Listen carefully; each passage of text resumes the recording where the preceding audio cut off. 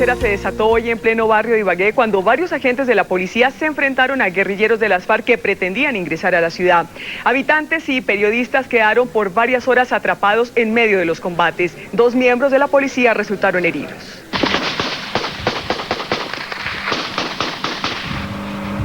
Cruentos combates se vivieron hoy durante 5 horas en zona rural a solo 10 minutos de la capital de Tolima.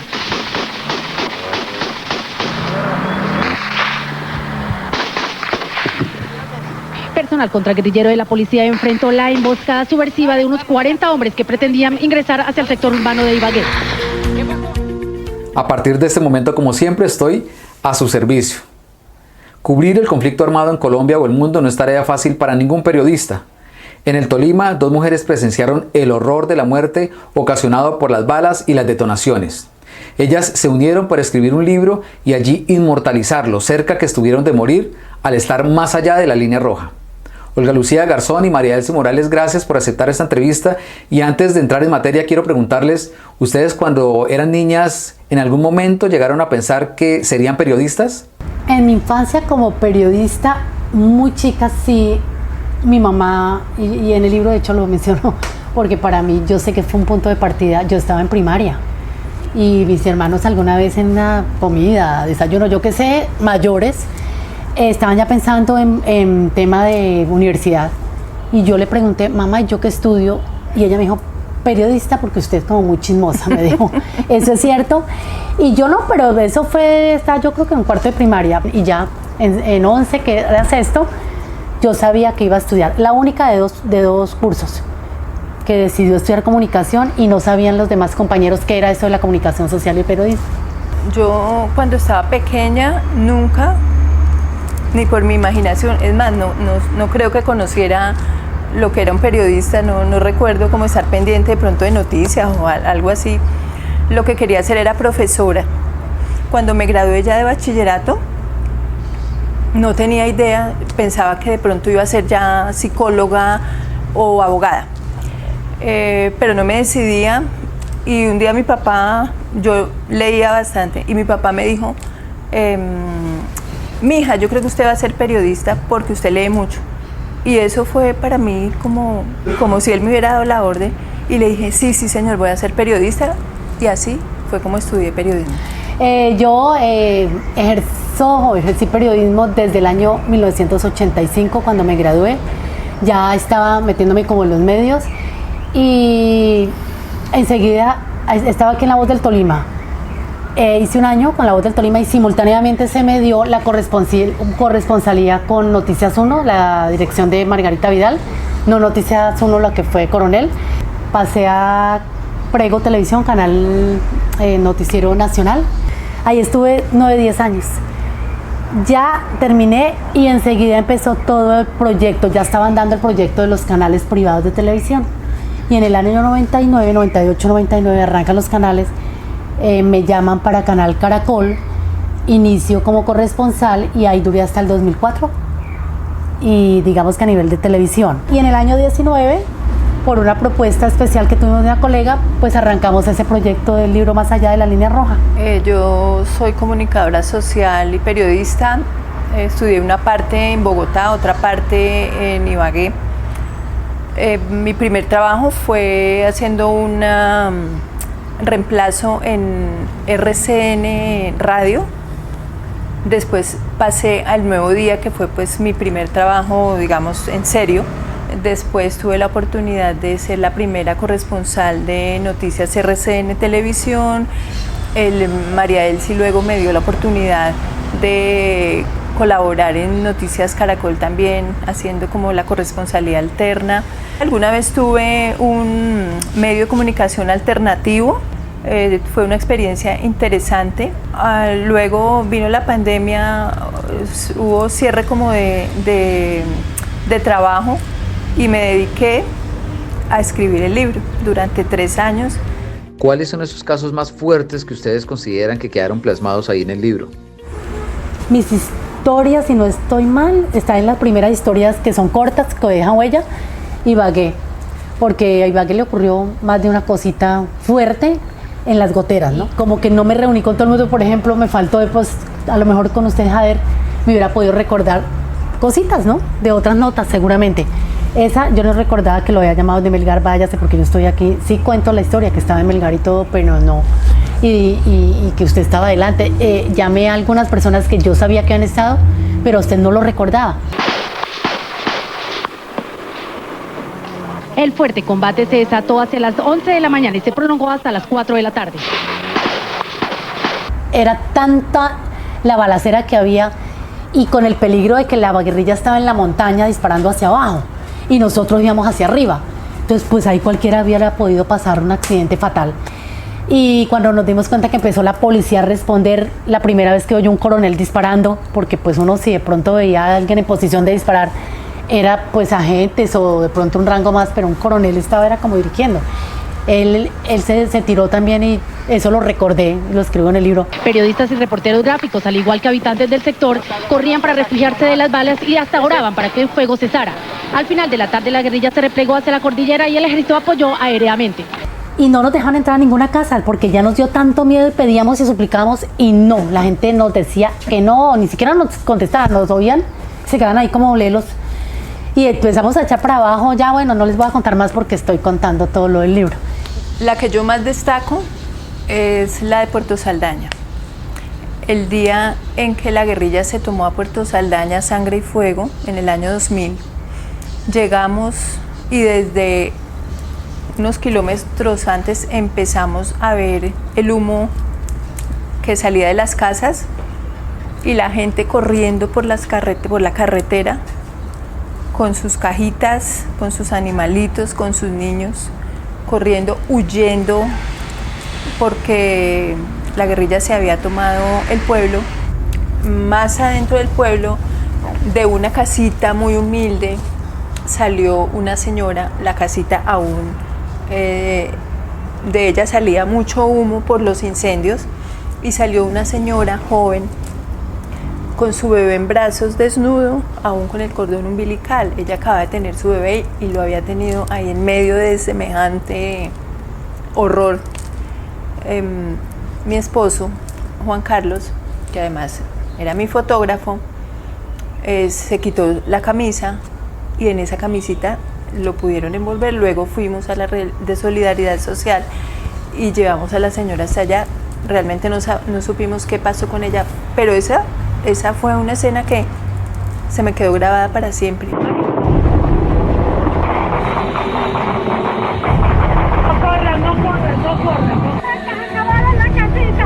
Si yo hablo de Anzoátegui, pues el miedo fue rotundo, la impotencia y pues yo sentí mucho miedo ese día, al punto de que dije, hasta aquí llegué y dije así, estoy poniéndole el punto final a la última página de este cuento de corresponsalidad.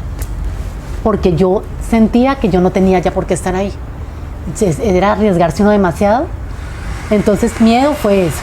Si es dolor, Roncesvalles, por los policías muertos y también con rabia, ¿no? Dolor y rabia porque las cosas que uno veía pues no quería verlas y nunca entendió por qué se hicieron. Y pues Ataco, aunque yo no lo viví, lo que escribí lo que explicaba el día del lanzamiento del libro. Lo escribí porque consideré que era necesario sacar eso, que no quedara solamente el día que ocurrió esto y punto. Había que contar la verdad de cómo ocurrió, porque como la prensa nacional le dio fue como un giro distinto, diciendo que era cómplice la prensa del Tolima con la guerrilla. Y entonces ahí sí fue como esa heridita de, como cuando uno queda rabón por las cosas, que dice uno, pero ¿cómo es posible que digan semejante mentira más de lo que tenemos que nosotros juntarnos de lodo, de sangre muchas veces y todo, enfrentando todas estas noticias y que vengan a decir unas sandeces de que están los periodistas haciéndole el juego a la guerrilla? Entonces yo sí como que me saqué como un demonio que tenía dentro con eso y decir las cosas como fueron por su nombre y decir quién fue capaz de titular cosas contra unos periodistas que estábamos todo el tiempo y yo no estaba ahí porque no estuve, porque no fui seleccionada dentro del grupo que se seleccionó para ir allá, pero sí lo sentí como si hubiera estado. Además que la compañera mía, alguien me llevó el logo para estar presencia de Caracol, porque iban a una entrevista con un jefe guerrillero del sur del Tolima, que pues era el jefe de esa zona, y como que un medio no iba a estar como porque iba a decir yo no estuve. Y lo entendí, que a mí me hicieron como a un ladito. Yo he dicho que por ser los profesionales, por ahí ya me resultó alguien que no fue por ser los profesionales, pero nunca me explicó tampoco por qué yo no estuve. Que haya dejado de escribir algún episodio, ay, yo sé que algo no lo tengo claro. Una vez que estuve en un campamento guerrillero, o sea, íbamos de camino a un campamento y nos topamos con otro campamento anterior y había una persona secuestrada, amarrada, y pues para mí fue muy impactante. En verdad no me acordé hasta hace poco de eso hubiera sido una historia muy buena. Bueno, muy buena entre comillas, ¿verdad? Esa historia, también la historia de la muerte del alcalde de Ataco, Nevio, el asesinato del alcalde de Ataco, que lo viví de cerca porque conocí a las personas que iban con él ese día, estuve ese día ya cubriendo esa noticia que fue muy dolorosa. Esa hubiera sido una historia. Y unos años después, la muerte de un candidato a la alcaldía, Rodríguez, que era hijo de la alcaldesa Carolina Rodríguez, el hijo de ella, cuando yo venía de Planadas de cubrir una historia con un niño y un campesino que habían caído en una mina antipersonal, me encontré en el camino a la medianoche con el cadáver de él en la mitad de la carretera. Pues ya se imagina la escena, la mamá llorando a gritos y la gente alrededor porque era el candidato predilecto de la comunidad. Entonces, y ganó, ¿no? Sí, él ganó y la mamá tomó posesión y eso. Entonces, son tantas historias a ver que me he acordado, pero en particular en ese momento recuerdo esas que hubiera querido que hubieran quedado plasmadas en el libro. ¿Por ese tipo de cubrimientos llegaron a tener algún tipo de amenaza? Amenazas yo siempre he dicho que no tuve como periodista. Tuve obstáculos. Es muy distinto de que pronto por aquí no pasa nadie, estuviera la guerrilla ahí con barricadas, piedras, todas estas cosas.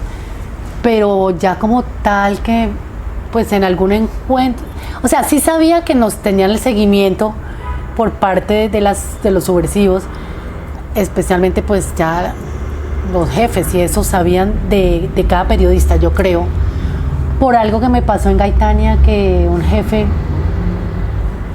yo quería pasar hacia un lado con el grupo de periodistas, pero yo fui la que me adelanté a ir a hablar allá y me dijo estas palabras cuando yo le insistía: es que a usted no le han enseñado lo que es el respeto a las órdenes allá en Tolemaida.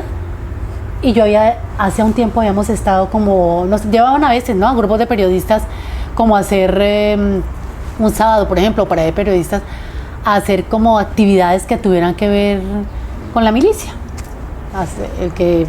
Las armas, cómo eran, ciertos movimientos que ellos tenían que hacer por X motivo. Y, o sea, dije, estos señores tienen el seguimiento de lo que uno hace, porque ¿por qué me iba a decir eso? Y me sentí, pero no le demostré, obviamente. Yo dije, oh, y me fui haciendo la tonta. En ese momento la persona que le iba conduciendo el carro, porque todavía no se había bajado para el sitio donde iba yo y que él llegó, y yo alcancé a ver, así era esas pistolas, pero largas, la tenían aquí en la palanca de cambios, y yo dije, hasta aquí, María, él se quedé quieta y pum, di la vuelta, ya, bueno, hasta luego. Y me desquité haciéndome la valiente, sí. Pero sí me alcanzó a dar sustico ahí. Si tuvimos amenazas, pues en sí no. De pronto al llegar y la mirada, como la prevención de las personas a las que uno iba a entrevistar, que hacían parte de los grupos armados al margen de la ley, era como esa intimidación. Y los episodios fueron uno cuando estuve precisamente en Puerto Saldaña, subí a una vereda que se llama El Cambrín para entrevistar supuestamente a El Canario, que era el jefe de todas las autodefensas. No estaba, pero a cambio me dijeron que podía entrevistar a otros integrantes del grupo. Y me senté yo con ellos alrededor, les hice la entrevista, publiqué la entrevista y unos días después me mandaron a llamar porque ellos no estaban satisfechos con la entrevista. Me decía la persona que se comunicó conmigo que a ellos les parecía que se había tergiversado la información y que necesitaban que yo fuera y respondiera allá. Tuve miedo esa vez, pero finalmente ellos, no fui nunca porque pues yo les mandé una razón, les dije, o sea, lean nuevamente la nota, analícenla. Si ustedes ven que yo realmente tergiversé la información, yo voy y respondo. Pero lo hicieron, analizaron y gracias a Dios al final entendieron, porque la verdad es que ellos no eran personas intelectuales, no, eran campesinos, y entonces esa persona que me había dicho a mí, que me ha hecho el contacto incluso, logró hablar con ellos, explicarles que todo lo que se había publicado había sido tal cual como ellos lo habían dicho y no faltaba la verdad. Entonces gracias a Dios me salvé, pero pues sí tuve un poco de miedo. Y cuando entrevisté a un paramilitar que le decían Terraspo o el teniente, el cirujano también le decían, al final de la entrevista pues me dijo así muy amenazante, si no me gusta la entrevista se las va a tener que ver conmigo. Yo le dije, nunca he tenido problemas y no tengo por qué, no creo que vaya a tener problemas con usted, y ya se publicó y nunca pasó nada. ¿Cómo fue el manejo que le dieron al ámbito familiar teniendo en cuenta que viajaban tanto? Para mí me preocupaba ir, traer la noticia, que cumplir con el noticiero, pero también cumplir con los niños porque nunca quisieron recorridos. Y entonces, ¿qué me tocaba? Muchas veces llegaba como un ventarrón con el material, ejemplo, 11:30, cuarto para las 12. Ay, déjenmelo sacar, y era corra por el uno, corra por el otro, y en el carro, porque sabía que me iba a demorar mucho en microondas y no iba a alcanzar a recogerlos. Cuando había cosas así, siempre ellos corrieron mucho conmigo. O hay veces también dejarlos esperando mucho rato. Y con Luis Carlos, pues él nunca me puso problema así de que porque se va, porque no llegó. Siempre fue como además porque es que él también tenía mucho trabajo por fuera de la casa. Entonces, como en el día a día, él no mantenía ahí. Entonces, yo creo que si hubiera mantenido muy metido en la casa, lo hubiera notado mucho, pero porque anda de un lado para otro sin. Entonces, él como que no notaba eso, pero los niños nunca pueden decir que les haya faltado atención y cosas así. Presencia mía en todo, estaba también en los eventos de ellos, en las cosas del colegio, que las reuniones, que los miércoles que hay que ir a ver cómo estaban, que si va atrasado en esto, le daban a uno como el boletín de que mire, que tiene que reforzarle. Y yo siempre estaba ahí, no hubo problema. En la primera época en que yo cubría orden público, pues no estaba casada. Los que se preocupaban mucho por mí eran mis papás. Incluso una vez comenzando hubo una toma en Río Blanco y mi papá me prohibió ir.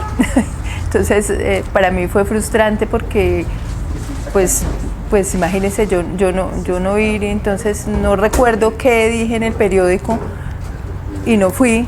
Enviaron a otra periodista y siempre alguna vez me prohibió, usted no vuelve por esos sitios, eso es muy peligroso, pero pues yo le dije, no papá, no me prohíba porque es lo que a mí me gusta. Pero bueno, él no se preocupaba mucho, pero no se volvió como a meter con eso. Ya después pues conocí a Juan Carlos, mi esposo, Juan Carlos Escobar, y pues en él fue un cómplice porque le gustaban los mismos temas y con él empecé a recorrer casi todo lo que yo hice fue acompañada por él, apoyada por él. Entonces entre los dos construimos como esa historia de entrevistas y fotografía o video.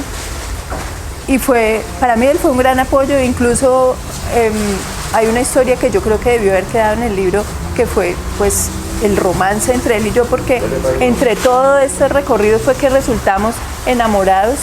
Incluso yo le di el sí a Juan Carlos allá en Aipecito, en una vereda que se llama Chapinero, después de haber viajado 3 días a caballo buscando un campamento guerrillero. A esa noche le dije que sí. Entonces él fue un gran apoyo para mí. Pero cuente qué pasó esa noche, porque yo creo que él solo sí tampoco fue. No, eso queda en incógnita. Gran experiencia la que se adquiere al cubrir un conflicto armado.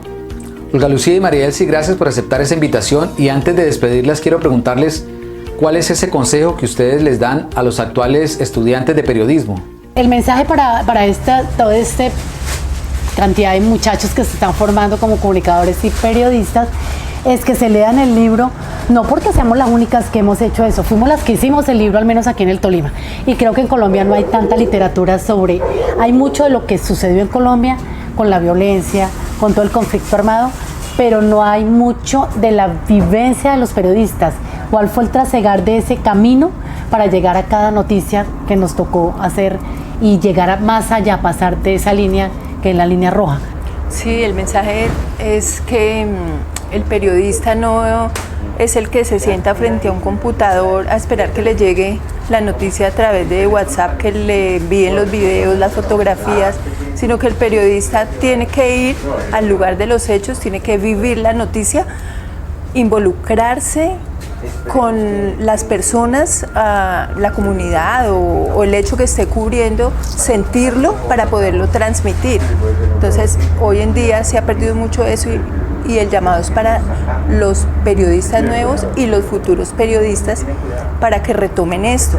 Hoy han conocido ustedes la otra cara de María Elsie Morales intentando ser escritora. Me han conocido siempre, muchas de las personas que están viendo este reportaje, como periodista, tal vez como madre, en muchos aspectos, pero como escritora, pues esto es un intento.